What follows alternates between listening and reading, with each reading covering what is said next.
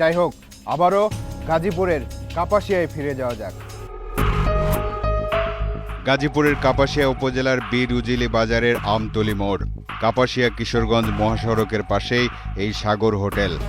রাস্তায় চলার পথে বাস ট্রাকের ড্রাইভার এবং যাত্রীরাই এই হোটেলে খেতে আসে। হোটেলটা দেখতে সুন্দর না হলেও এখানে ক্রেতা থাকে নিয়মিত। খাবারের স্বাদও নাকি ভালো।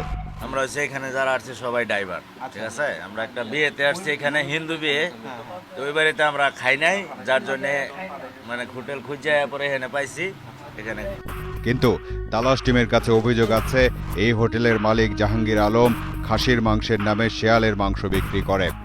বাড়ির পাশের জঙ্গল থেকে ফাঁদ পেতে শেয়াল ধরে প্রায়ই খাসি বলে শেয়ালের মাংস বিক্রি করে সে।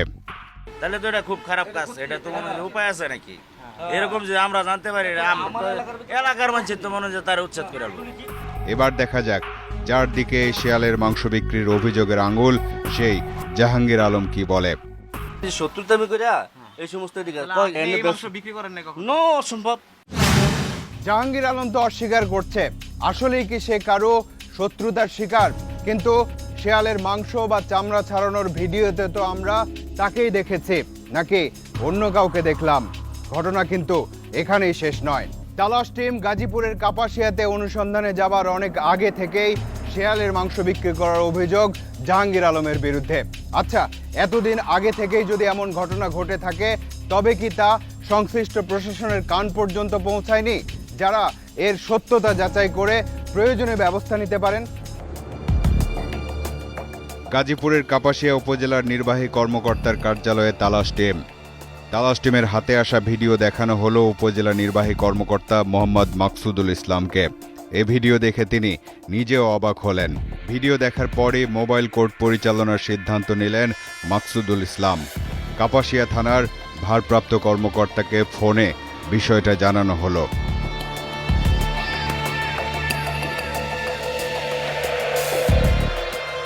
মোবাইল কোর্ট কিছুক্ষণের মধ্যেই রওনা হলো সাগর হোটেলের উদ্দেশ্যে। সাথে আছে তালাশ টিম। এমন ঘটনা যেমন প্রত্যাশিত নয়, তেমনি এমন ঘটনা যে নিয়মিত ঘটে সেটাও নয়। সেক্ষেত্রে শেয়ালের মাংস বিক্রির সাজা কেমন হবে সে সম্পর্কেও ধারণা নেই আমাদের।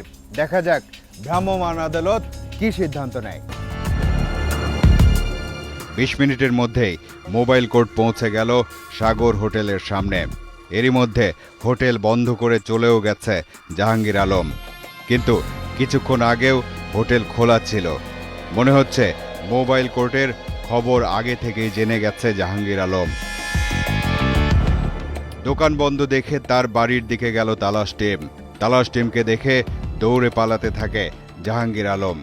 তালাশ টিমের সদস্যরাও পিছু নিল, যদি তার নিজের মুখের কিছু কথা শোনা যায় এই শেয়ালের মাংস বিক্রির ব্যাপারে।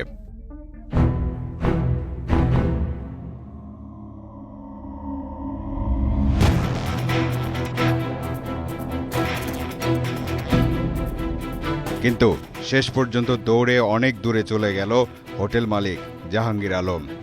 এরপর স্থানীয় লোকজনের সাথে কথা বলে তালাশ টিম। মানুষের খাওয়াইছে, লোকজনে খাওয়াইছে। কি হোটেলে কি বললে মানুষের খাওয়াই? খাসি বিলে খাওয়াইছে। হ্যাঁ, এই গাড়ির তলে টাকের সাফাত পরে যেটা পড়তো এটা আনতো। এই পর্যন্ত আমরা খবর পাইছি 27টা শিয়াল এইভাবে বিক্রি করছে না, 1000 টাকা করে দিতে।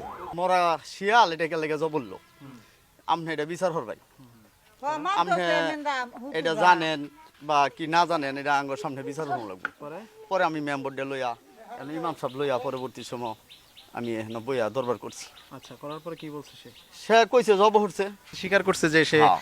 এই কাজটা করছে হ্যাঁ, এবং সে ক্ষমা চাইছে। ক্ষমা চাইছে। সবার কাছে মাপ চাইছি, মানে কইছে আমি এই ধরনের আর এই কাজ করতাম না। জাহাঙ্গীরকে না পেয়ে হোটেল সিলগালা করে দেয় ভ্রাম্যমাণ আদালত।